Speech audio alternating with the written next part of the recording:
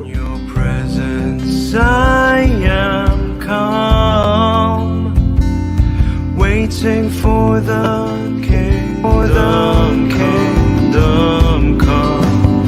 In His name, His name, His name, His name, His name, His name, I speak. His name, His name, His name, His name, His name, His name, joy I seek.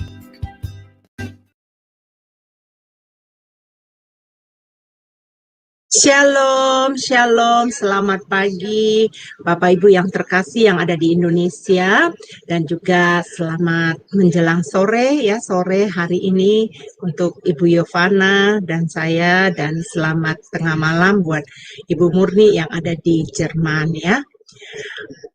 Hari ini kita pasti bersuka cita, kita bangun, yang di Indonesia pasti seger ya, udah bangun, kita mengucap syukur bahwa Tuhan itu baik bagi hidup kita. Baik Bapak Ibu yang terkasih, sebelum kita masuk di dalam renungan pagi kita, mari kita tundukkan kepala dan kita berdoa. Bapa Surgawi yang kami sembah di dalam nama Tuhan Yesus, kami sangat bersyukur dan berterima kasih ya Bapa, kalau saat ini kami berkumpul di Jum Sema Adonai akan renungan pagi waktu Indonesia. Bapak, kami percaya ada berkat-berkat khusus yang datang dalam hidup kami, yang akan memberkati kami melalui pujian penyembahan kami, dan juga melalui renungan firman yang akan disampaikan oleh hamba-Mu, Pendeta Dedi Kurniawan. Urapan-Mu mengalir ya Bapa atas hamba-Mu ini, berkat-berkat-Mu atas hikmat yang melimpah atas dia saat ini, dan juga Bapa mampukan dia menyampaikan isi hati-Mu.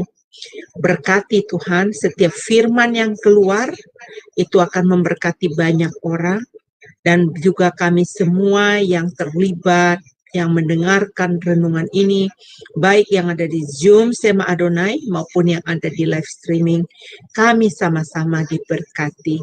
Bapak Surgawi, terima kasih, kami naikkan segala puji, segala syukur hanya bagi nama-Mu. Haleluya, amin, amin. Ada pujian amin ya Bapak Ibu yang terkasih di dalam Tuhan. Sungguh sangat kita merasakan bahwa Allah kita itu sungguh baik dalam hidup kita. Baik Bapak Ibu, mari kita mendengarkan pujian pertama dari Ibu Murni yang menyanyikan lagu Kau Alasan Hidupku. Dipersilakan.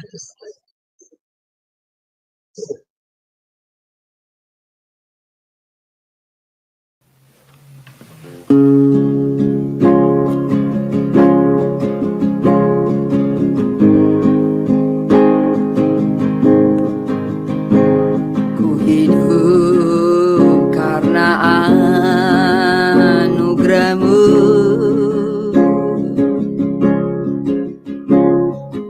tiada satu pun dapat ku banggakan, semua karena cinta-Mu.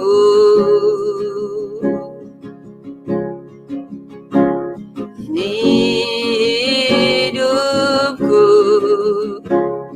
pimpin jalanku,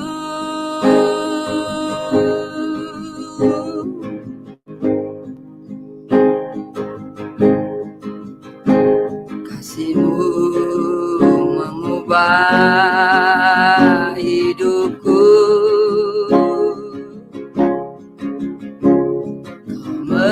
Memilihku, selamatkan hidupku, semua karena cinta-Mu.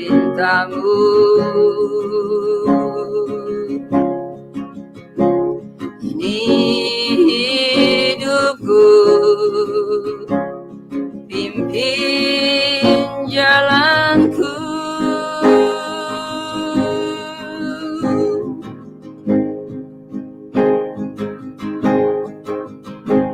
Yesus pegang erat tanganku, ku tak dapat hidup di luar kasih-Mu. Bapa, jangan tinggalkan aku, Engkau alasan selama ku hidup.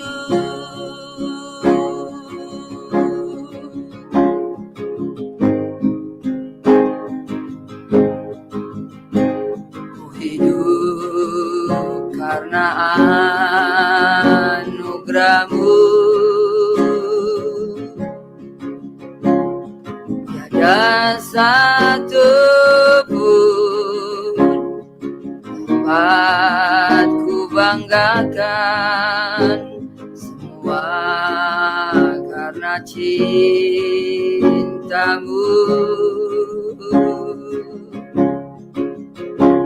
Ini hidupku, pimpin jalanku,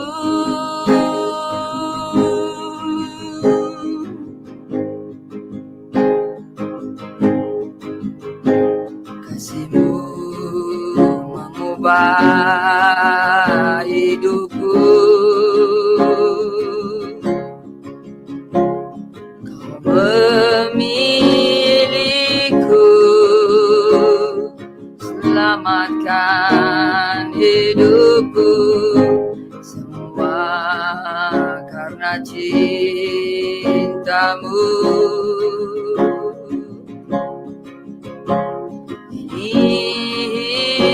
Hidupku, pimpin jalanku.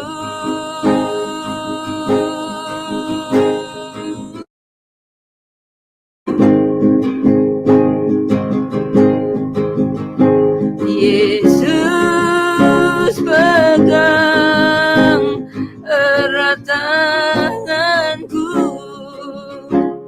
ku tak dapat hidup di luar kasih-Mu. Bapa, jangan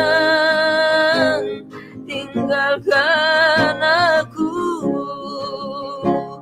Engkau alasan selama ku hidup. Bapa, jangan tinggalkan aku, Engkau alasan selama ku hidup.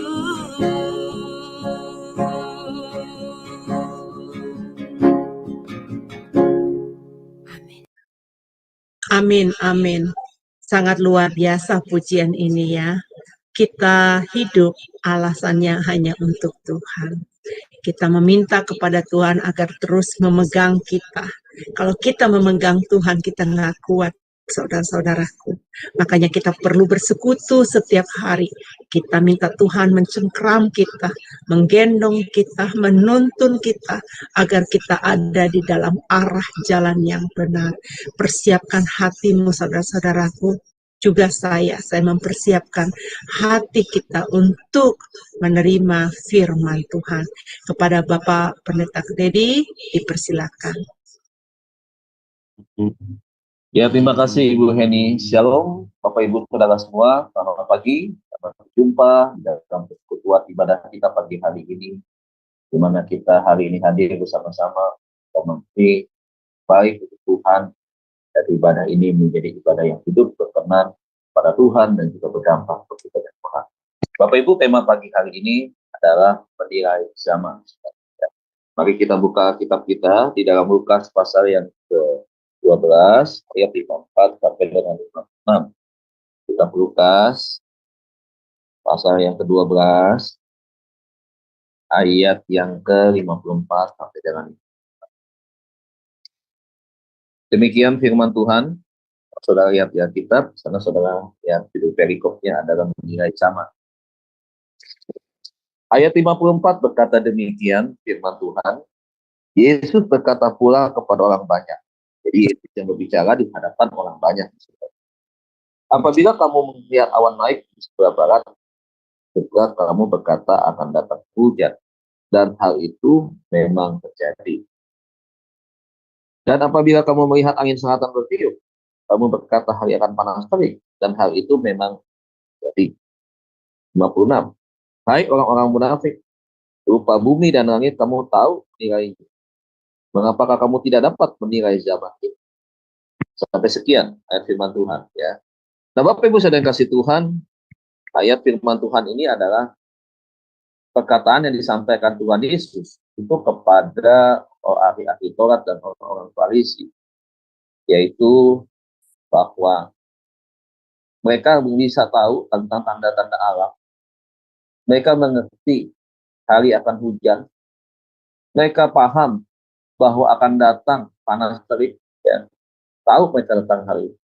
Bentuk bumi mereka tahu, ya, dan seterusnya. Tetapi ada satu hal yang mereka tidak ketahui. Padahal mereka belajar dari kitab Perjanjian Lama, Taurat yang mereka pegang, saudara. Ada tertulis tanda-tanda atau nubuatan tentang kedatangan Mesias.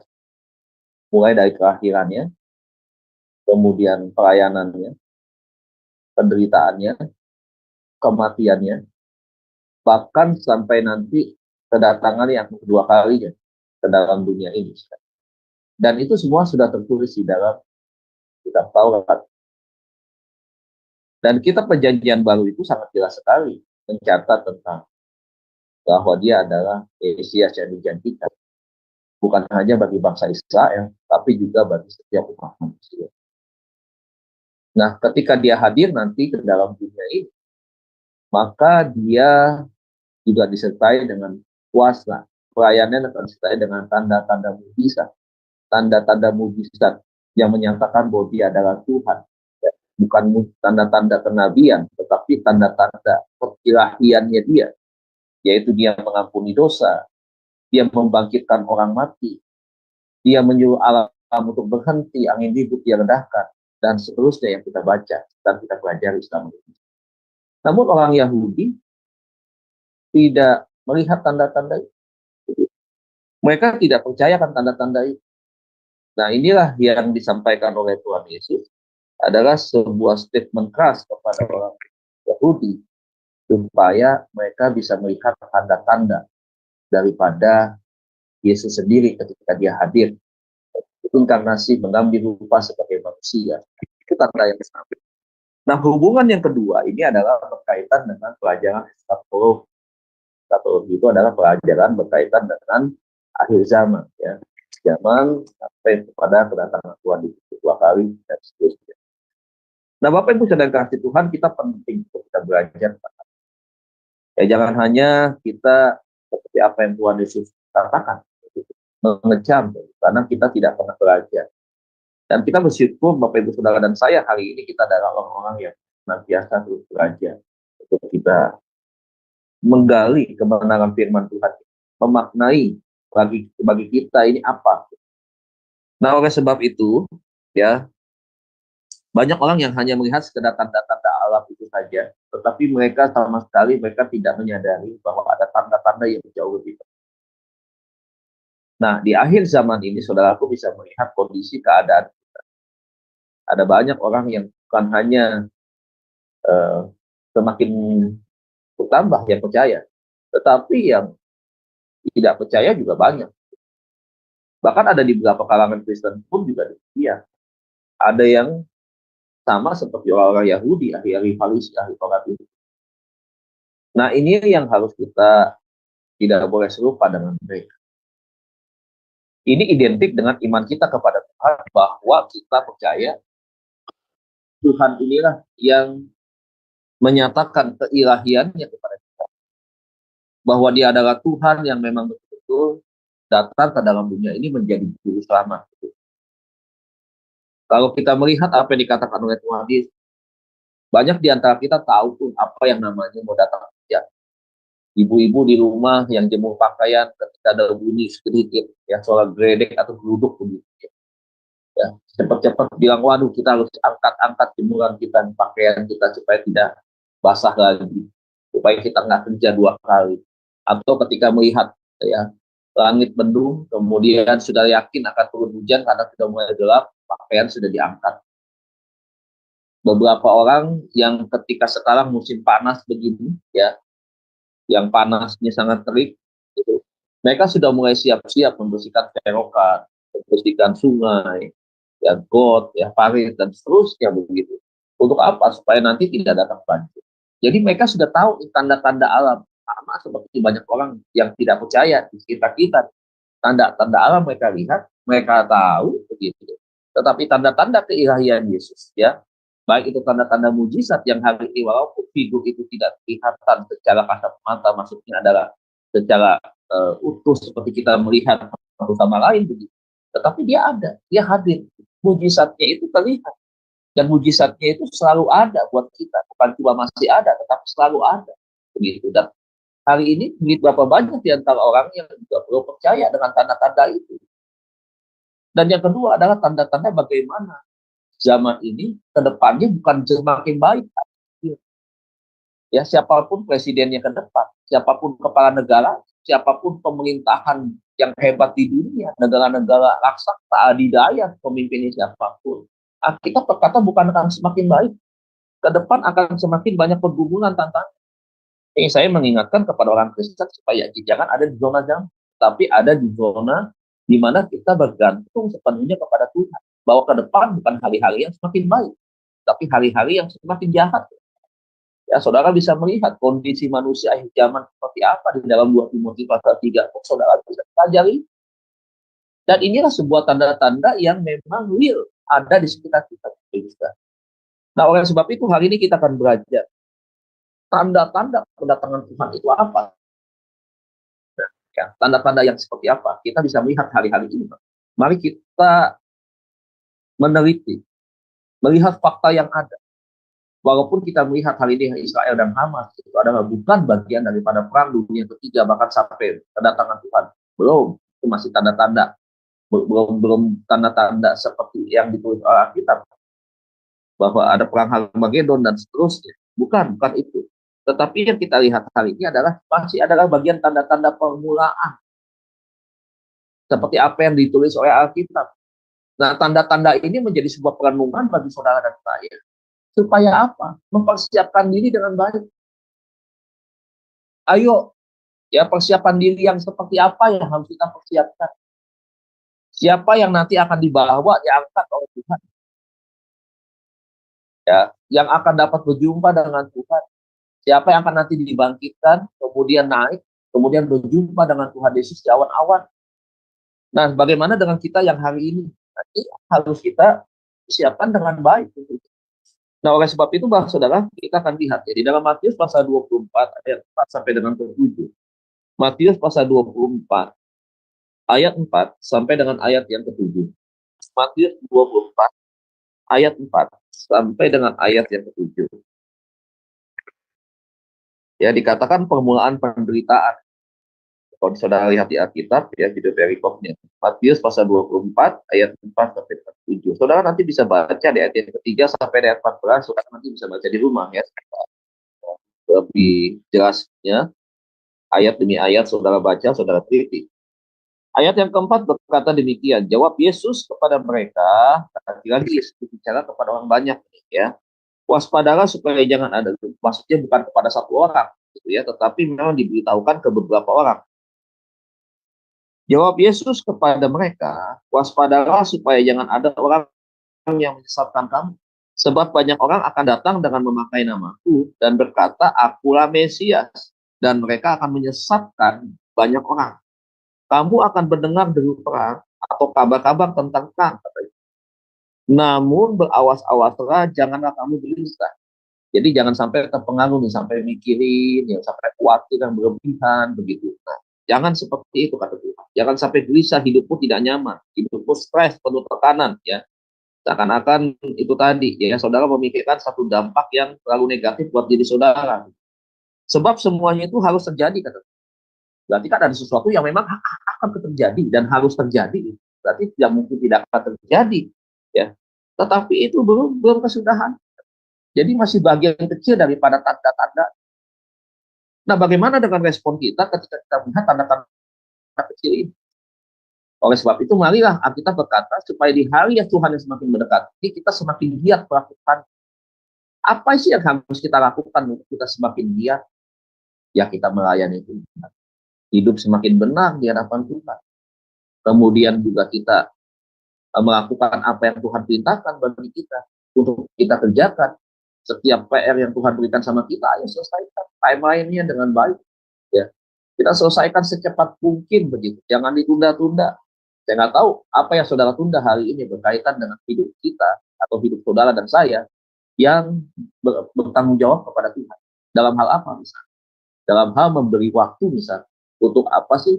Untuk terlibat ya di dalam pelayanan misalnya. Untuk saudara memberi waktu khusus walaupun terasa berat misalkan untuk saudara datang menyembah Tuhan, saudara belajar firman, untuk saudara gali firman, untuk saudara juga menjadi pelaku firman. Nah, ini yang harus kita berikan waktu-waktu kesempatan, ya. Jangan menunda-nunda, maksud saya seperti itu.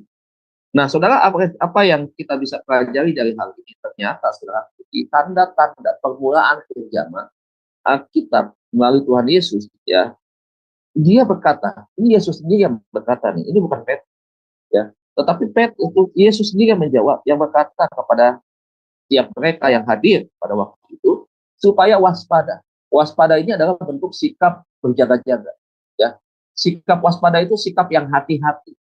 Ya, sebab kalau tidak hati-hati, ini akan memberikan dampak yang sangat luar biasa. Apa itu dampak? Yang sangat merugikan orang percaya, adanya penyesalan.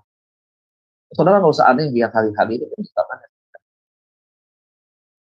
Iblis tidak hanya berbicara tentang bagaimana kerjaannya itu merusak, tidak hanya begitu. Iblis juga bisa main alus, bos. Iblis juga bisa main seperti seakan-akan malaikat terang. Iblis juga bisa main seperti pengajar-pengajar, seperti pendeta-pendeta. Tetapi sebenarnya itu adalah bukan yang datang dari Tuhan. Tetapi itu memang yang dirancang oleh iblis untuk menyesatkan banyak anak-anak Tuhan keluar daripada iman. Saudara, makanya saya harus katakan akhir zaman atau zaman akhir ini ya, adalah medan pertempuran kita. Pertempuran dengan siapa? Dengan kuasa-kuasa kegelapan. Pertempuran dengan rancangan-rancangan iblis yang berusaha untuk merusak iman anak-anak Tuhan. Siapa yang dirusak? Anak-anak muda kita. Suami-suami, ya kepala-kepala rumah tangga yang pegang otoritas. Itu dia rusak, saudara. Tidak selalu dengan cara-cara yang kasar. Tidak. Tapi dengan cara-cara yang menipu. Karena dia memang adalah bapak dan saudara. Seakan-akan baik. Wah, seakan-akan ini didatangi daripada Tuhan. Ternyata itu bukan. Ya, mari Bapak Ibu Saudara, kita melakukan tugas yang baik. Untuk kita juga tidak hanya belajar untuk kita, tetapi kita juga belajar untuk saudara-saudara kita, untuk orang lain. Untuk apa sih kita belajar? Untuk memberikan pemahaman yang benar tentang siapa itu Tuhan. Apa itu keselamatan. Ya, kita sampaikan kepada mereka bahwa pengajaran yang keluar daripada Alkitab yang tidak sesuai dan apa yang Tuhan tulis di Alkitab itu adalah bukan ajaran yang sehat. Kita kasih tahu mereka. Ada banyak orang mencampur adukan firman Tuhan dengan filsafat. Ya, mereka hanya melihat hal-hal yang dari sisi yang masuk akal, logis, yang tidak bisa masuk akal, mereka tidak percaya. Mereka tidak percaya tuh orang yang sudah mati 3 hari bisa dibangkitkan, ya kemudian tidak ada buah busuk di sana, tidak ada ulat atau belatung yang keluar dari tubuhnya dia. Banyak orang yang nggak percaya, kenapa? Karena mengandalkan logika manusia. Nah ini kita mesti hati-hati, saudara. Begitu banyak cara hari ini untuk membawa orang keluar kepada penyesatan. Itu yang harus menjadi sebuah tantangan kita untuk kita maju ke medan perang, untuk kita melawan penyesatan-penyesatan. Nah ini saudara yang pertama. Yang kedua di ayat yang kelima masih di Matius pasal 24 adalah dia berkata, banyak orang akan memakai namaku. Banyak orang datang mengaku dirinya sebagai Mesias. Aku ini titisan Isa. Ada yang dari China ya saudara ya. Gereja apa? Gereja Kristus Tuhan atau Yesus Tuhan itu. Yang pemimpinnya seorang wanita yang mengatakan saya ini adalah Yesus Kristus, inkarnasi daripada Yesus Kristus. Kacau saudaraku ya. Pengajarannya juga sangat-sangat menyimpang. Ya, ini masih beberapa orang yang kita kenal secara mungkin lewat media dan seterusnya ya kita kenal. Tetapi ada banyak juga mungkin yang lain mengaku sebagai Mesias. Nah ini kita mesti hati-hati nih saudara ya supaya kita bisa membedakan ya, kita membedakan oh, ini sesuatu yang memang dari Tuhan atau bukan. Ya, karena Tuhan bilang kelihatan yang asli dengan yang palsu. Dari mana? Tuhan bisa kasih tahu lihat buahnya. Kau lihat buahnya, kehidupannya, perjalanan pertumbuhan rohaninya, kehidupan rohaninya juga seperti apa. Itu adalah buah-buah yang bisa kita nilai. Gitu. Nah ayat yang ke-6 dikatakan mendengar perang atau kabar-kabar tentang perang. Hari ini ada perang antara Hamas dengan Israel. Kemudian di Rusia dengan Ukraina belum selesai. Dan kemungkinan ketegangan-ketegangan yang lain yang ada di dunia yang bisa memunculkan eskalasi munculnya perang antar selama negara bisa terjadi. Nah inilah yang harus kita pahami sebagai sebuah tanda-tanda yang tentang kedatangan Tuhan. Saya yakin Bapak Ibu ya, nggak ada orang yang mau belajar semakin hari semakin mundur, nggak ada. Mau belajar, mau menggali firman semakin hari semakin mengerti, bahkan lebih mengerti, semakin mengerti, dan akhirnya saudaraku hidupnya juga semakin benar karena dituntun oleh kebenaran. Tidak ada yang mau semakin mundur, tidak ada. Dan oleh sebab itu ketika kita semakin belajar, kita semakin mengetahui setiap planningnya Tuhan ke depan, maka kita sendirilah yang juga harus menyatakan kepada mereka supaya ayo kita semakin giat, ayo kita belajar, ayo kita melayani, ayo kita semakin mekar melihat tanda-tanda ini. Jangan sampai pada akhirnya beberapa orang saudara itu akhirnya ya tertinggal. Kalau bicara soal eskatologi memang pandangan ada beda-beda ya saudara. Kami GBI adalah kami pray ya.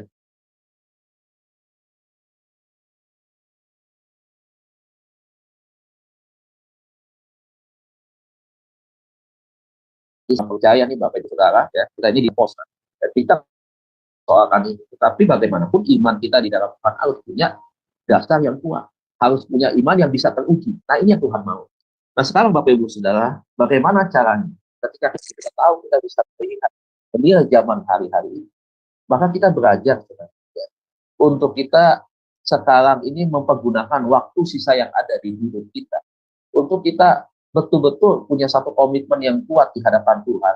Kalau bisa memang sebuah perjanjian kita dengan Tuhan, bahwa Tuhan aku tidak akan mensia-siakan kehidupanku di sisa akhir perjalanan hidupku ini. Aku akan melakukan semua yang terbaik, termasuk aku harus bersiap-siap, berjaga-jaga untuk kapan waktunya Tuhan datang. Karena bersiap-siap berjaga-jaga itu juga bukan hanya kita bersiap-siap menunggu kedatangan Tuhan ya. Kita nggak tahu kapan. Ya, Yesus sendiri berkata, aku pun tidak tahu, tetapi itu yang tahu adalah Bapa. Nah, saudara kita juga harus bersiap-siap. Karena kalau kata-kata bersiap-siap, itu sebenarnya menunjukkan dua pengertian. Pengertian yang pertama adalah bersiap-siap untuk kapan waktu saja ketika kita masih hidup di dalam dunia ini. Yang kedua adalah bersiap-siap, kita nggak tahu kapan ajal menjemput kita. Ketika ajal menjemput kita, kita mati sebagai orang percaya, kita menjadi seorang pemenang. Bagiku hidup adalah Kristus dan mati adalah Tuhan. Karena kita tahu ada upah yang amat sangat besar yang tidak ternilai dengan apapun yang ada di dunia ini yang telah hati-hati. Begitu. Ketika kita menyelesaikan kehidupan kita di dalam dunia, kita pun ada masa tunggu untuk apa? Untuk kita nanti berjumpa dengan orang yang percaya akan dibangkit. Ya, tergantung kepada nanti saudara penampilannya masuk kelompok yang mana. Pre-tribulation, mid, atau post. Itu nanti berbeda-beda. Kalau kami dari GBI tentunya, tapi kami tidak memaksakan penampilan tentang eskatologi. Kelompok yang kami percaya sebagai pre-tribulation, itu untuk memaksakan kepada semua. Silakan kami menghargai ya, masing-masing mana yang saudara yakini, yang saudara imani. Tetapi pada prinsipnya dia akan datang. Dia akan datang kembali ke dalam dunia ini. Saudara mau aliran Kristen apapun, kalau bukan aliran sesat, saudara pasti yakin dan percaya. Kenapa? Karena tentu dalam dunia. bahwa Yesus akan datang kembali. Dia akan menjadi hakim yang adil. Dia akan memerintah sebagai raja di dalam kerajaan 1000 tahun. Dia akan datang itu. Ya, tidak mungkin kita menolak itu. Nah, kalau orang menolak seperti itu, tidak percaya Yesus akan datang kembali ke dalam dunia ini, berarti saudaraku ada di kelompok yang di luar. Yang kelompok tadi di Matius 24 ayat yang kelima. Nah, inilah yang saudara, yang kita belajar bahwa apa yang tertulis dalam Alkitab kita itu, ya kita belajar bahwa dia pasti akan datang dua kali. Untuk apa? Untuk membawa umat, untuk mengangkat kita. Ada perjumpaan di awan-awan, ya, kok Alkitab bilang, wow, indah sekali. Nah itu saudara, kali ini saya tidak mengajar tentang patologi, tentunya ada bagian-bagian yang lain akan mengajar tentang patologi, ya. Nah hari ini saya akan mengingatkan saja kepada Bapak Ibu sekalian bahwa kita ada di zaman akhir, ya. Ada yang bilang akhir zaman akhir, saya lebih cenderung ke zaman akhir, ya. Saya melihat bahwa ini adalah masa-masa persiapan. Masa-masa kita tidak boleh mundur, Bapak Ibu. Rohanian kita nggak boleh mati atau stuck di tengah jalan. Tetapi kita harus bertumbuh semakin hari, semakin lebih baik. Semakin tinggi, semakin besar, semakin dewasa. Itu yang kita mau. Dan oleh sebab itu ada 3 hal penting hari ini. Bagaimana kalau kita menilai zaman? Dan pada akhirnya kita menjadi orang yang tidak. Ya, pada hari nanti ketika Tuhan Yesus datang untuk menjemput kita. Nah, tanda-tanda itu kita sudah pelajari hari ini. Walaupun ini hanya sebagai pengantar, tidak lebih dalam tanda-tanda itu saya sampaikan. Tetapi tanda-tanda ini adalah bagian yang adalah baru permulaan. Kita baru ada di fase masuk dalam permulaan. Tapi ada yang menilai kita sedang katanya ada di masa-masa menjelang tribulation. Oh, it's okay, itu penafsiran-penafsiran yang kita hargai tentunya. Tetapi pada prinsipnya apapun yang ditulis Alkitab, saya selalu ingatkan, apapun yang ditulis Alkitab, masa tribulation sekarang lah kata mereka. Masa-masa sekarang adalah masa-masa awal persiapan masuk kepada masa-masa yang persiapan ke nanti itu, ya. Saya cuma mau bilang satu, Bapak Ibu, kapan waktu pun kita harus siap sedia. Berarti kita ada di posisi berjaga-jaga hari. Berarti kita sedang ada dalam masa siap, ya, kapan waktu pun Tuhan datang, ya, artinya kita sudah dalam keadaan betul-betul siap, ya, seperti gadis yang bodoh dan gadis yang bijaksana. Kita gadis yang bijaksana, gadis-gadis yang cerdas, yang selalu menjaga pelita kita tidak padam. Ya, makanya kalau kita sedang membangun hubungan kita dengan Tuhan, ayo berulang kali saya katakan, ya, nggak boleh punya musuh di dalam diri kita satu dengan lain itu jangan masih menyimpan dendam, ya. Jangan kita melayani masih kita menggunakan adat tahu ya, adat kebiasaan tabiat. Ya, kebiasaan-kebiasaan buruk yang ada di luar dibawa masuk dalam gereja. Kalau kita melayani, namanya kita melayani Bapak Ibu, ya, di gereja siapapun, mau pendeta besar, pendeta kecil, pendeta menengah, ya, pendeta kampung, pendeta pinggiran, ya, karena pinggiran itu maksudnya di pulau-pulau terkecil, begitu ya, saudara. Ya, siapapun juga kita itu nggak sempurna di dalam pelayanan. Jadi dengar baik nih, kalau misalkan ada masukan, kalau ada arahan, nasihat, jangan ngambek. Hidup kita buat Tuhan. Pelayanan ini yang diberikan masukan, saran, kritikan itu untuk Tuhan. Jadi jangan menganggap kita superior, jangan menganggap kita ini hebat dalam segala hal, kita maha tahu. Nah, inilah yang menyebabkan orang kenapa nggak semakin bertumbuh, orang stuck rohaniannya, bahkan sampai mengalami degradasi rohanian. Kenapa? Karena itu tadi sudah baik, sudah bagus, pada akhirnya dibiarkan hatinya dikuasai oleh hal-hal yang tidak baik. Begitu. Bagaimana mungkin, saudaraku, ya, orang ini bisa melihat tanda-tanda yang terjadi, ya, dia tidak bisa melihat itu. Kenapa, saudaraku? Itu tadi hatinya dikuasai oleh kemarahan, hatinya dikuasai oleh kebencian, hatinya dikuasai oleh luka, kepahitan. Nah, berhentilah untuk hal ini, ya, berhenti. Tuhan mau pakai setiap kita, termasuk saya bukan orang sempurna, tetapi saya belajar untuk melewati setiap itu karena saya nggak mau kalah. Saya nggak mau dibodohi iblis. Saya nggak mau tertinggal. Jadi saya ingin berusaha untuk setiap hari saya belajar. Saya belajar. Istri saya tuh seringkali memperingatkan saya, kasih tahu, berbahagia punya penolong. Ya, kenapa? Karena ada sesuatu hal yang memang kurang baik gitu. Ada sesuatu yang belum baik yang harus saya kerjakan. Kadang-kadang kan kita nggak bisa melihat diri kita. Tapi penolong kita bisa melihat, jangan Pak, Pak harus begini, Pak begitu dan seterusnya. Saya pikirkan, saya katakan, oh iya benar. Kemudian saya tahu apa yang harus saya lakukan. Saya lupa. Saya belajar untuk itu karena saya nggak mau hidup saya dikuasai oleh kehidupan yang sama. Nggak mau. Ini kan tadi saya bilang zaman ini adalah zaman menentukan, ya. Zaman akhir ini adalah fase sisa kehidupan kita. Nggak tahu zaman akhir, ya, akhir zaman bagi kita itu datangnya apa? Apakah kita bisa berjumpa dengan Tuhan atau kita dipanggil Tuhan terlebih dahulu? Tetapi sama-sama ketika kita dipanggil Tuhan pun kita harus dalam keadaan siap. Gitu. Tidak ada, saudara, orang yang mendapatkan tempat di dalam kerajaan surga, tetapi orangnya adalah banyak musuh. Orangnya masih menyimpan dendam tentang kepahitan. Tidak bisa. Begitu. Karena surga tidak berbicara tentang hal itu. Surga berbicara tentang hati yang dipulihkan. Surga berbicara tentang kedewasaan rohani. Surga berbicara tentang keintiman dengan Tuhan. Ya, intimasi God. Tuhan juga berbicara kepada kita bahwa yang mendapatkan bagian adalah mereka yang berjuang. Artinya siapa yang berjuang? Yang menjadi pelaku. Mereka yang senantiasa melakukan pemberitaan kabar baik Injil tentang Kristus. Berarti orang yang suka bersaksi tentang Tuhan begitu. Ya, sorry ya saudaraku, di Alkitab tidak dibilang mereka yang masuk dalam kerajaan surga adalah mereka yang investasinya di atas 10 miliar. Mereka punya aset di atas 12M, minimal 7M begitu.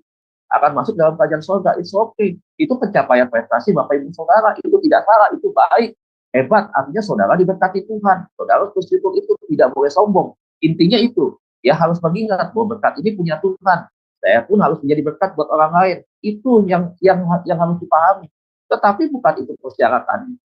Bukan persyaratan. Nah, hari ini kita belajar 3 persyaratan penting untuk bagaimana satu kali terang, ya, ketika kita menutup mata ataupun kita masih hidup, kita bisa melihat bagaimana kemuliaan Tuhan itu dinyatakan. Kita secara mata kita secara langsung bisa melihat bagaimana Tuhan Yesus datang turun dari surga dan kelihatan di langit begitu dengan kemuliaannya begitu agung, hebat, dahsyat, luar biasa begitu. Nah, bagaimana caranya itu? Yang pertama, saudara, persiapan waktu sisa kita hari-hari ini adalah pertama, saudara dan saya harus semakin semangat beribadah dan melayani. Semakin semangat beribadah dan melayani. Coba saudara buka Ibrani pasal 10. Ini ayat yang sangat populer. Kenapa saya suka mengingatkan ini? Karena memang hidup kita adalah bagian daripada ibadah. Ibrani pasal 10, ayat yang ke-25. Ibrani 10, ayat 25. Ibrani pasal 10, ayat yang ke-25. Ya. Ibrani 10 ayat 25, demikian firman Tuhan. Saudara perhatikan ayat Alkitab saudara, ke laptop saudara, ya kalau saudara ada Alkitab ataupun ke handphone saudara. Ibrani 10 ayat 25 berkata demikian. Janganlah kita menjauhkan diri dari pertemuan-pertemuan ibadah kita seperti dibiasakan oleh beberapa orang. Tetapi marilah kita saling menasihati dan semakin giat melakukannya menjelang hari Tuhan yang semakin mendekat. Ya, hari Tuhan yang semakin mendekat. Kapan sih? Ya ini tanda-tandanya sudah kelihatan. Begitu. Nah, saudara, ada pesan yang sangat menarik di ayat 25 ini dikatakan bahwa ya pertemuan-pertemuan ibadah kita ya yang membangun apa? Ya, pertemuan-pertemuan ibadah itu apa sih sebenarnya? Pertemuan-pertemuan ibadah kita ini bukan hanya berbicara tentang ibadah minggu, ibadah raya. Tapi pertemuan-pertemuan ibadah berarti kan lebih ada dari satu pertemuan-pertemuan. Ada pengulangan di sana, pertemuan-pertemuan itu berarti lebih dari satu kali. Apa sih itu, saudaraku? Ya, saya nggak tahu kalau kegiatan kategori yang di gereja beda-beda. Yang UMAS beda, WBI beda, youth beda, kemudian yang umum beda, yang doa malam beda, ya, itu beda-beda tuh, ya. Tetapi di luar itu kita juga ada komsel di sana. Bagaimana Pak dengan seperti skema Adonai ini, setiap minggu full, ya, itu juga berbicara tentang pertemuan-pertemuan ibadah. Nah, makanya saudaraku, pertemuan-pertemuan ibadah ini menjadi tolak hati kita kepada Tuhan, semangat kita kepada Tuhan, ya. Jangan jauhkan diri. Kata menjauhkan diri itu siapa yang menjauhkan? Nah, orang tersebut yang menjauhkan diri. Orang itu yang menjauhkan diri dari pertemuan ibadah itu, ya karena terlalu sibuk dengan bisnis di sana. Ya terlalu sibuk dengan hobi di sana. Ya misalkan terlalu sibuk dengan berbagai macam pertemuan-pertemuan di sana. Ya, ada hal-hal yang memang di dalam komunitas itu rutin pertemuan-pertemuan ya, komunitas-komunitas tentunya di luar kegiatan kerohanian begitu ya, kegiatan persekutuan gitu, di luar itu gitu. Yang memang tidak bisa ditunda, bisa ikut kegiatan organisasi ini, organisasi itu dan itu. Saya mau katakan bukan tidak boleh, saudara, boleh, boleh. Tetapi porsinya, saudaraku, ya sekarang ini yang harus kita perbanyak adalah ibadah. Pertemuan-pertemuan kita, ibadah itu berbicara tentang bagaimana kita mempersiapkan diri kita untuk kita terampil kalau kita belajar. Semakin kita rajin, kita akan semakin bisa, semakin terampil, semakin pintar, semakin punya prestasi, semakin punya pengetahuan. Tapi kalau kita tidak membiasakan diri kita disiplin untuk kita hadir di pertemuan-pertemuan itu, apa yang kita bisa dapat? Tidak ada yang bisa dapat. Ayo sekarang prioritas menentukan langkah kehidupan kita, bukan sekarang saja, tapi juga ke depan. Nah, pertemuan-pertemuan ibadah kita. Nah, seperti yang dibiasakan oleh beberapa orang, ada yang terbiasa dihadir di dalam komunitas, rajin di komunitas, menjadi sebuah gaya hidup, menjadi sebuah kebutuhan. Aduh, kalau saya nggak hadir ya, di sebuah pertemuan-pertemuan ibadah, aduh, kalau saya nggak hadir ya di konser atau di pertemuan pembelajaran jemaat online, walaupun lewat Zoom gitu rata-rata ada yang kurang baik, sudah menjadi satu gaya hidup, kebiasaan yang amat sangat baik. Ya. Nah itu beda lagi dengan mereka terbiasa yang tidak terbeban begitu, menganggap ibadah cuma aduh yang penting percaya saja. Ada gereja mengajarkan asal percaya saja cukup, puluhan bayar, lancar, selamat. Besar sekali kamu. Ya. Seakan-akan Tuhan hanya butuh uangnya saja. Dengan membayar puluhan rajin, maka kau akan masuk surga, katanya. Dari mana kayak firman Tuhan itu menjelaskan itu? Berarti konotasinya adalah kalau saya ambil kenyataannya itu, berarti nanti di surga adalah kelompok kumpulan orang kaya yang mampu membayar uang perpuluhan, bukan membayar, mengembalikan perpuluhan. Bagaimana dengan mereka yang hari ini tidak belum bisa mengembalikan perpuluhan, baik itu secara rutin ataupun mengembalikannya itu dalam jumlah tidak sepersepuluh? Apakah mereka ditolak oleh Tuhan? Mereka tidak masuk dalam kerajaan surga. Apakah iman persepuluhan itu yang menentukan orang masuk ke surga? Jangan sesat. Allah tidak ingin dirinya dipermainkan. Jangan jadikan Tuhan sebagai alat permainan daripada penafsiran dan pemikiranmu yang kotor dengan pikiran dunia. Orang sudah sungguh-sungguh mencari Tuhan, mencintai Tuhan, dia sudah banyak menginjil. Tapi memang kehidupannya dalam keadaan terbatas secara ekonomi. Jadi bolong-bolong itu memberikan persepuluhan.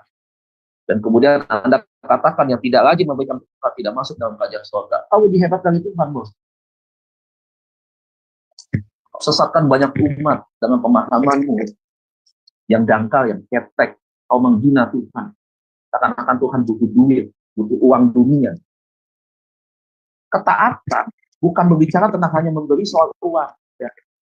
Ketaatan juga berbicara tentang bagaimana hati kita siap diproses. Hati kita mau bertobat sungguh-sungguh. Hati kita ini adalah orang hati yang betul-betul kita persembahkan menjadi sebuah hidup yang berkenan. Kita mau menjalani hidup kudus seperti apa yang Tuhan bilang. Kalau kau nggak kudus, kau tidak akan bisa berjumpa dengan Allah. Tidak bisa berjumpa dengan Bapa. Kita belajar untuk kita bisa hidup kudus. Setan selalu taruh di dalam pikiran orang manusia, termasuk orang-orang percaya. Nggak mungkin lah bisa hidup kudus. Nggak mungkin lah.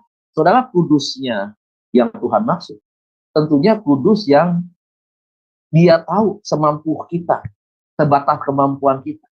Kalau kita mau menyamakan kekudusan kita dengan Tuhan, tidak mungkin. Karena memang dia awalnya dia memang sudah dari Allah yang maha kudus. Tetapi kita belajar untuk kudus. Maksudnya apa? Untuk kita belajar apa yang dia sudah tulis di dalam firman Tuhan. Untuk kita semakin baik, itu kita kerjakan. Nah, inilah saudara yang harus kita pahami bahwa di dalam pertemuan-pertemuan ibadah kita itu ada satu ibadah yang memang betul-betul menjadi keuntungannya besar bagi kita. Nah, ada apa di dalam pertemuan-pertemuan ibadah itu? Nah, itu tadi yang saya kasih tahu. Saling menasehati. Nah, Oh, kalau di gereja-gereja sekitar saya nih Bapak, saya masa ngomong dengan tema Adonai, ini saya ngomong itu tema Adonai, tetapi saya bukan kepada orang tema Adonai. Ini yang di luar tema Adonai. Dan dekat kita, termasuk tim saya nih Bapak Ibu. Ini kita ngomong WA pribadi nih, WA pribadi. Jangankan kita ngomong di forum ya. Kita ngomong maksudnya forum itu ketika kita meeting gitu ya. Kita ngomong WA pribadi aja nih. Nggak dijawab, amin, puji Tuhan Pak, siap. Enggak, baca centang biru doang. Nggak dijawab-jawab 3-4 hari. Nggak dijawab. Ngambek, saudara tuh. Coba kan, iya tuh. Ada kanak-kanak rohaninya muncul di situ. Kelihatan. Pertumbuhan kedewasaan rohaninya ternyata belum berdampak. Padahal sebenarnya saya renungkan begini, Pak, Bu, dalam hati saya nih, Bu, Bapak dan Ibu kan rajin sama ini pelayanan. Saya lihat pelajarannya lempeng-lempeng aja tuh pelayanan. Hidupnya tuh bener-bener aja. Tapi dia menyampaikan sesuatu. Saya kan belajar komunikasi juga, saudara. Bagaimana penyampaian komunikasi yang baik. Ya, tentunya tata bahasanya harus seperti apa. Ya, saya udah ngomong nih, udah kita rancang nih. Udah kita kayak bikin teks pidato presiden. Kita udah bikin kata-katanya begitu supaya kata-katanya itu enak, ya nggak menyinggung, nggak sedikit nada menghakimi begitu. Nggak bisa diterima juga, nggak bisa, nggak bisa. Tuh apa gunanya ketika di dalam pertemuan ibadah, ya tidak ada rasa saling untuk menasihat. Saudara saling memperhatikan, ini berbicara tentang saling menasihat. Ada rasa sayang di sana, ada rasa cinta di sana. Ada rasa saling mengasihi di sana. Makanya selalu saya bilang bedakan antara penghakiman dengan nasihat. Nah, banyak orang selalu menganggap nasihat ini masuk dalam kelompok penghakiman, Pak. Saya nggak bisa terima.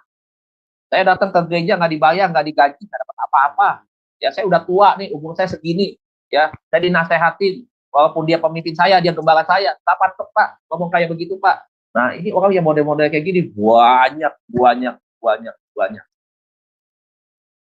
Ya, makanya orang yang kayak begini bukan hanya kita doakan. Kita bawa mereka untuk, ayo, aduh, apa ya saudara pilih, kalau kita ngomong udah capek sebenarnya. Ya. Karena udah susah kita ngomong dari cara yang baik, kata-kata kita sudah atur, tetap tidak mempan. Padahal kita rindu untuk bersama-sama, komunitas kita, homestay di tempat kita, adalah sama-sama mengalami pertumbuhan. Beriringan, bersama-sama. Bukan yang semakin tinggi rohani akan semakin tinggi, kemudian yang lain akan turun. Enggak, kita nggak mau yang turun. Ayo naik yuk. Begitu. Ibaratnya kita sudah sampai tangga yang terakhir nih untuk mendapatkan satu hadiah. Masa kita mau turun lagi? Sementara kita tangga dari tangga 1 sampai tangga yang ke-20 misalkan. Ya. Itu kan kita sudah ada pengorbanan, sudah capek. Masa kita mau turun lagi? Dan kita turun ke bawah tidak mendapatkan apa-apa? Nggak mungkin kita mau seperti itu. Nah, ini makanya pentingnya di dalam sebuah pertemuan ibadah ada saling menasehati. Bukan yang menasehati itu belajar lebih bisa, lebih hebat. Tidak, dia juga punya kekurangan. Satu kali dia pun harus bisa menerima ketika ada sesuatu yang disampaikan. Ya. Dan semakin giat melakukannya menjelang hari Tuhan yang semakin mendekat. Tadi saya bilang, semakin giat. Bukan semakin malas begitu. Bukan semakin apa. Semakin nggak peduli. Semakin cuek. Wah, repot. Ya. Jadi ini yang pertama, saudaraku, ya, bagaimana caranya supaya kita tidak tertinggal ketika Tuhan datang nanti. Untuk yang kedua kalinya, yang pertama adalah supaya kita semakin giat dan punya semangat yang tinggi untuk kita beribadah. Yang kedua, saudaraku, semakin memiliki kepekaan roh. Saudara lihat di dalam Yohanes pasal 10 ayat 35. Yohanes 10 ayat 3 dan 5, maaf ya, ayat 3 sampai 5. Yohanes pasal 10 ayat 3 sampai 5. Demikian firman Tuhan, Yohanes pasal 10 ayat 3 sampai dengan 5. Untuk dia menjaga, membuka pintu dan domba-domba mendengarkan suara siapa? Suara si gembala. Dan ia memanggil domba-dombanya masing-masing menurut namanya dan menuntunnya keluar. Jadi seperti di absen. Jadi ya ada keluar. Ya, keluar maksudnya untuk apa? Untuk dibawa, diberikan makan. Itu masuk pasal 1. Dibawa ke rumput yang hijau, ke air yang tenang dan seterusnya, dipelihara oleh Tuhan, begitu. Nah, apa yang saudara lihat di ayat yang keempat, jika semua dombanya telah dibawanya keluar, ia berjalan di depan mereka dan domba-domba itu mengikuti dia, karena mereka mengenal suaranya. Tuhan berjalan di depan kita, kita di belakang Tuhan berjalan. Dia sebagai pemimpin, Dia sebagai orang yang menunjukkan jalan, arah kemana kita akan berjalan bersama dengan dia. Yakin ketika dia memimpin perjalanan kehidupan kita, Tuhan tidak pernah akan menyesatkan kita. Tuhan akan menuntun kita kepada satu tempat yang memang betul-betul adalah wujud daripada kecintaan dia, kasihnya dia ketika dia memelihara domba-dombanya. Dia bawa ke tempat di mana kita membutuhkan. Kebutuhan kita ada di sana, dia bawa itu. Dia temani kita, dia tumbuhi kita, dia jaga kita, dia tuntun kita, dia rawat kita. Sempurna sekali ketika Tuhan memimpin hidup saudara dan saya. Ayat yang kelima, yang terakhir dikatakan, tetapi seorang asing pasti tidak mereka ikuti. Maka mereka lari ya daripadanya, karena suara orang-orang asing itu tidak mereka kenal. Ini berbicara tentang bagaimana saudaraku, domba yang dirawat, dijaga ya oleh seorang gembala yang baik tentunya, bahkan amat sangat baik ya. Dia tahu, oh ini Tuhan, ini dombanya, ini gembalanya. Dia mengenal. Kenapa kok bisa mengenal? Karena setiap hari dia mendengar suaranya.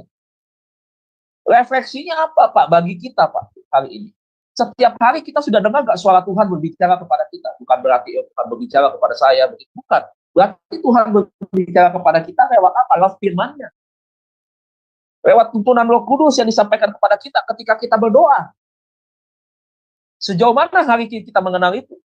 Kita mengenal suaranya dia. Suaranya begitu lembut. Ketika kita punya masalah, air mata kita bercucuran, kita nggak kuat gitu melihat suatu penderitaan yang hari ini kita alami. Jadi kita tidak mampu sebatas kekuatan kita sebagai manusia. Dengan lembut, kita merasakan dia memeluk kita. Dengan suara di dalam hati kita, dia berkata bahwa aku menyertai kamu.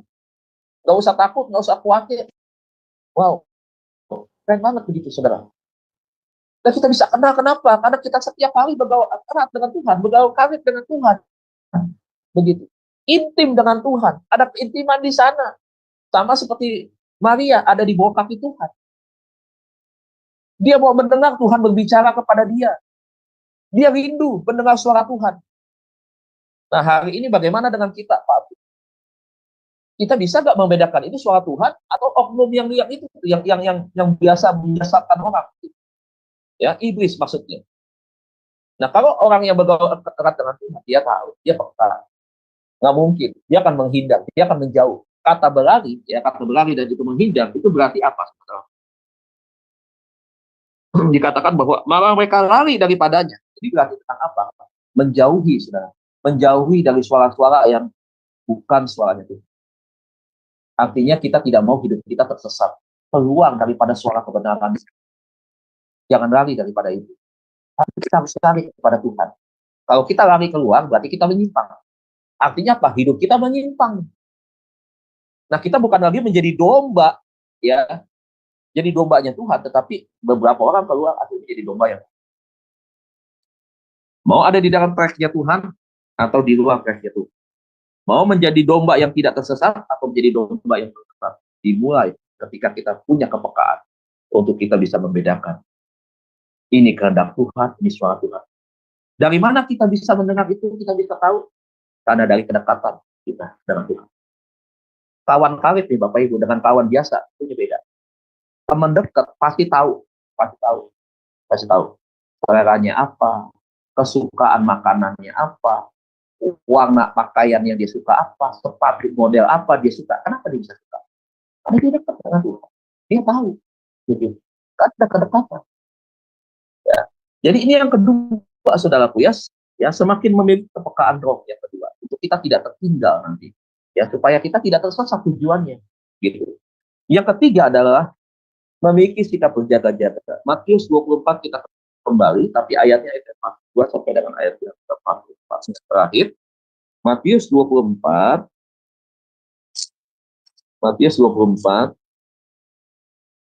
ayat yang ke-42 sampai dengan ayat yang ke-44 ya. Matius 24 ayat 42 sampai. Karena itu berjaga-jagalah, sebab kamu tidak tahu pada hari mana Tuhanmu datang. Jadi saudara dan saya tidak tahu. Kita pun tidak menulis. Ya, saya sebenarnya agak miris ya. Ada pengajaran yang saya lihat menerangkan kemungkinan Tuhan Yesus datang ada di YouTube salah satu. Dan dia siarkan di YouTube, kemungkinan diprediksi adalah tahun 2045. Berdasarkan hitungan ini, hitungan itu. Ya, saya nggak tahu dari hitungannya dari mana dia. Dia mengatakan bahwa 2045 kemungkinan Yesus datang. Dia mengatakan tidak ada kata kemungkinan sih. Jadi hitungannya ada 2045 tidak datang Yesus. Saya share ke grup, saya bilang bahaya nih orang. Ya. Terus dia sampaikan dengan begitu macam slide, katanya saya foto, saudara. Saya hari cari slide-nya kemana ini? Kemarin saya lupa apakah hapus kemana kemarin. Nah, saya biasa suka hapus-hapus yang nggak penting begitu. Dan dia tulis itu, dia ajarkan tentang itu. Jadi sekitar ini, sekitar itu. Sekarang usia bumi sekian, ini udah tahun kesekian Ibraninya. Dia tulis, jadi prediksi. Saya bilang hebat sekali. Ya. Hebat. Dia lebih tahu dari Yesus, ya, kapan dia akan datang. Berarti kalau dia lebih tahu, Yesus itu bohong. Ya, simpel, sederhana, gitu aja saudara. Berarti Yesus itu bohong. Nah, sekarang tinggal saudara mau percaya mana, mau percaya itu hamba Tuhan, atau saudara mau percaya pada Yesus. Kalau saya percaya kepada Yesus 100% seperti apa yang di Alkitab. Karena manusia ini yaitu kesombongan bisa membuat orang lupa diri, seakan-akan merasa dirinya hebat. Popularitas bisa dicari untuk mengatakan bahwa saya lebih hebat daripada pendeta lain. Ya, ini mesti hati-hati. Ayat 42, karena itu berjaga-jagalah, sebab kamu tidak tahu pada hari kamu datang. Tetapi ketahuilah, jika tuan rumah tahu pada waktu mana pada malam hari pencuri akan datang, sudah pastilah ia berjaga-jaga. Dan tidak akan membiarkan rumah menjadi bongkar. Sebab itu hendaklah kamu juga siap sedia. Karena anak manusia datang pada saat yang tidak kamu duga. Jadi tidak kita bisa prediksi. Ya, tidak bisa kita tahu kapan itu. Bagaimana dengan orang tadi, yang tadi ngomong, 2045 Yesus akan datang. Ya, nah, itulah saudaraku ya, kita punya penilaian masing-masing. Ya, mari kita belajar Bapak Ibu yang memahami kebenaran firman Tuhan ini. Kita kembali lagi semuanya kita uji kepada Bible. Kita kembali kepada firman. Jangan kita ya merasa bahwa kita ini orang yang paling peka, orang yang paling diberkati Tuhan, paling segala sesuatu paling begitulah, ya. Nah, itu sangat-sangat berbahaya. Nah, kita berbicara tentang sikap berjaga-jaga ini, maka satu, saudara, supaya apa? Kita jaga perintah, kita tidak boleh padam. Ya, kita jaga hidup kita untuk kita semakin hari didapati tuannya dalam keadaan sangat-sangat baik, sangat berkenan. Dan Tuhan bilang, hei hambaku yang baik, ya, masuklah dalam kebahagiaan Tuhan. Satu kali ketika kita mengakhiri kehidupan kita mungkin satu kali, entah kapan, nggak tahu. Tetapi satu kata yang indah yang kita dengar adalah dia berkata, kita sudah melakukan tugas kita dan kita menang. Jadi ada tiga hal pesan firman yang kita pelajari pagi hari ini. Yang pertama adalah semakin giat beribadah dan melayani, Ibrani di 10 ayat 25. Yang kedua, semakin memiliki kepekaan roh, Yohanes 10 ayat 3 sampai 5. Kemudian yang ketiga adalah memiliki sikap berjaga-jaga di dalam Matius pasal 24 ayat 42 sampai 4. Demikian firman Tuhan pagi hari ini.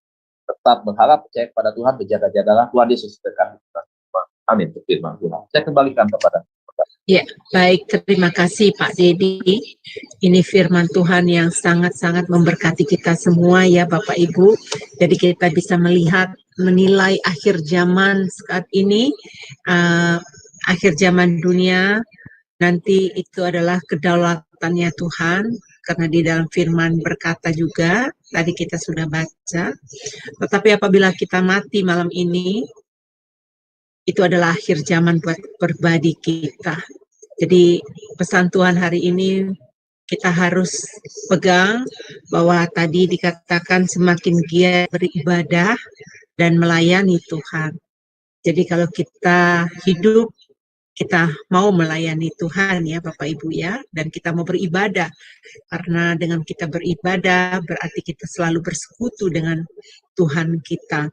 Dan kita semakin peka dengan roh ya. Jadi kita tahu bahwa apakah ini suara Tuhan, apakah ini suara kedagingan kita, apakah ini suara orang yang ini. Jadi kita betul-betul harus tahu mengenali suara itu. Nah, yang ketiga adalah memiliki sikap kita bersiaga senantiasa. Baik Bapak Ibu, mari kita mendengarkan pujian yang kedua yang berkata, karena salibmu, dibawakan oleh Ibu Murni, dipersilakan.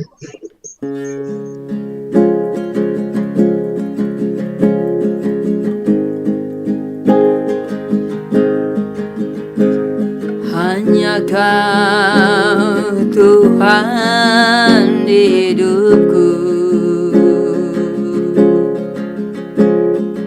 Kau berikan hidup yang baru.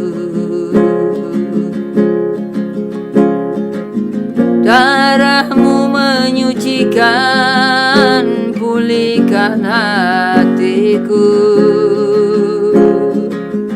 Ku nyatakan Kaulah segalanya. Engkaulah sumber pengharapan,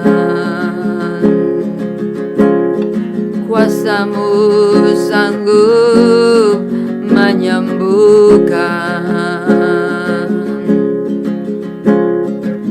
Jiwaku pun berserah hanya kepadamu. Yesus, Kaulah segalanya.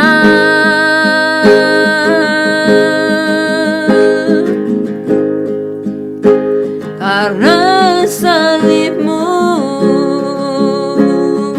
ku hidup, karena salib-Mu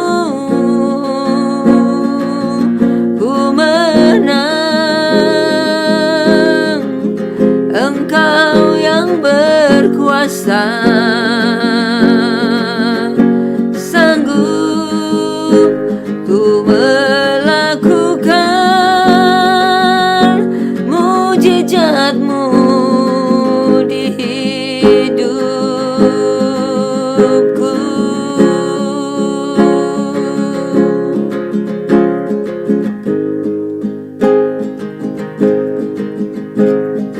Hanya Kau Tuhan di hidupku,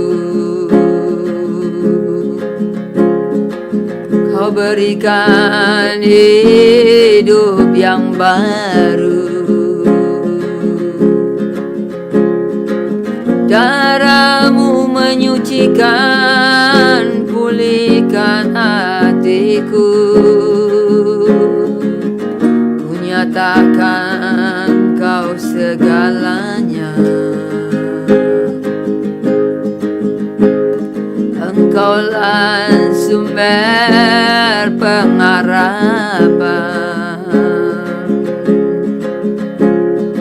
kuasa-Mu sanggup menyembuhkan. Jiwaku pun berserah hanya kepadamu. Yesus, Kaulah segalanya.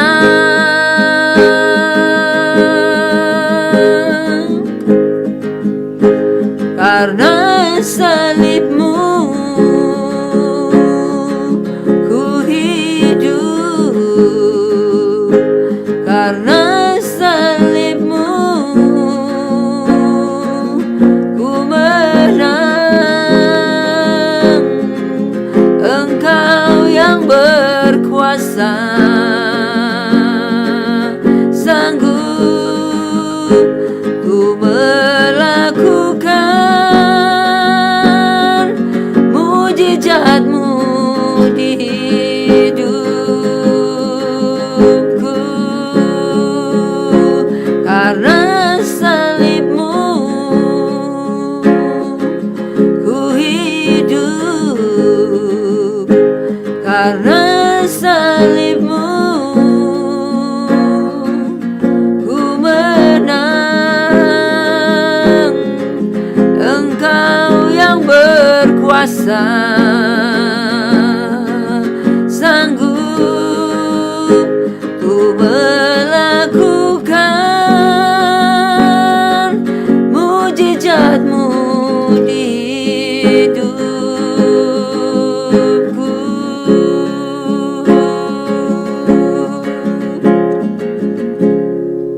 Luar biasa ya. Tuhan itu baik sekali di dalam kehidupan kita. Saya percaya Bapak Ibu diberkati ya. Kalau pujian tadi mengatakan karena salibmu kita menerima mukjizat Tuhan. Yesus mati di kayu salib, kita ditebus ya. Karena Yesus mati di kayu salib, ada pengharapan buat kita. Jadi kita nggak takut menghadapi akhir zaman ini, karena kita tahu kemana kita pergi. Oleh sebab itu pastikan ya saudara-saudaraku, untuk mempersiapkan diri setiap masing-masing kita, agar kita jangan terhilang nantinya. Baik Bapak Ibu, kembali besok ya, kita akan mengadakan morning prayer lagi, yaitu renungan bersama Sema Adonai. Saya percaya Bapak Ibu semua kita akan menerima kasih anugerah Tuhan. Ya, saya percaya bahwa besok juga kita akan mempersiapkan hati kita untuk menerima kebenaran firman. Nah, Bapak Ibu, internet Pak Dedi kelihatannya drop. Mungkin harus dikasih co-host lagi Pak Dedinya supaya bisa melepaskan berkat buat kita nanti. Ya, Pak Dedi baru masuk lagi, puji nama Tuhan. Ya, terima kasih Pak host ya, luar biasa. Baik Bapak Ibu, saya mengumumkan besok ya, kita ada ibadah lagi, dan untuk doa syafaat kami tidak melive-kan doa ini, tetapi apabila ada di antara Bapak Ibu yang butuh support didoakan, jangan sungkan-sungkan memberitahukan kepada kami siap untuk mendoakannya ya. Sebelum kita menerima berkat dari Pak Dedi, mari saya menutup dengan doa. Mari kita berdoa. Bapak Surgawi, terima kasih ya Bapak, kalau kami baru merenungkan satu kebenaran firman Tuhan yang disampaikan kepada kami. Bapak, kami tahu bahwa di dalam akhir zaman ini, kami tahu ada perubahan-perubahan yang terjadi, tetapi kami tahu bahwa Engkau tidak pernah berubah akan janjimu terhadap hidup kami, dan kami percaya untuk kedatangan Tuhan yang kedua kali. Bapa, kami sudah menilai zaman yang saat ini, seperti firman Tuhan berkata, lihat tanda-tanda akhir zaman, bahwa ada huru-hara di mana-mana, ada perang, ada gempa bumi, ada tanda-tanda bumi ya Bapa yang menceritakan tentang kedatanganmu yang kedua kali. Kami sungguh percaya akan hal itu. Bapa, kami mau ya Bapa, agar setiap kami dimampukan untuk selalu bersekutu denganmu ya Bapa. Yang diperlukan di dalam hidup beribadah tadi yang disampaikan oleh hamba-Mu ya Bapa, untuk saling menasehati dan saling menguatkan, saling giat beribadah ya Bapa. Bapa, kami butuh Engkau untuk memampukan kami untuk menerima koreksi, untuk menerima teguran, supaya kami semakin murni di hadapan Engkau. Bapa, kami percaya renungan pagi hari ini akan memberkati banyak orang nanti yang akan kami Bapa di YouTube kami. Biarlah renungan ini akan memberkati umat-Mu ya Bapa. Berkati Pak Dedi yang telah menyampaikan, kami percaya kesehatannya, pekerjaannya sebagai gembala sidang di dalam gerejanya, dia sebagai dosen di sekolah. Tuhan, tolong Bapa, Engkau juga menyertai, dan istri dan anak-anaknya tetap Tuhan, Engkau memberkati mereka sekeluarga ya Bapa. Bapa, kami sebentar akan berpisah dari renungan ini, dan kami akan kembali bersama-sama lagi keesokan harinya Bapa, dan kami percaya berkat-berkat-Mu ada bagi kami, dan kami siap menerima berkat secara khusus melalui hamba-Mu di dalam nama Tuhan Yesus. Dipersilakan Pak. Ya, mari Bapak Ibu Saudara, kita akan mengakhiri ibadah pagi hari ini. Mari angkat kedua tangan kita, buka hati, pandanglah wajah Tuhan dan terima berkat daripada Tuhan. Kekasih-kekasih Tuhan, hamba-hamba Tuhan yang diberkati dan diurapi. Terimalah berkat Allah Bapa kita di sorga, cinta kasih daripada Tuhan kita Yesus Kristus, penghiburan penyertaan Allah Roh Kudus akan terus menyertai kita semua, mulai pagi hari ini sampai Tuhan Yesus datang di awan-awan permai, menjemput kita semua, menjadikan kita orang yang paling berbahagia, menjadikan kita pemenang di atas segala pemenang, dan kita menerima mahkota daripada Tuhan. Yang percaya dan diberkati, bersama-sama kita katakan, amin. Amin, amin. Terima kasih Pak Dedi. Baik, besok kita akan mendengarkan kebenaran firman yang bertema haus dan rindu akan Tuhan ya. Jadi kita akan mempersiapkan hati dan sampai ketemu besok pagi dalam nama Yesus. Amin ya. Halo. Terima kasih, Bye. Bapak Ibu.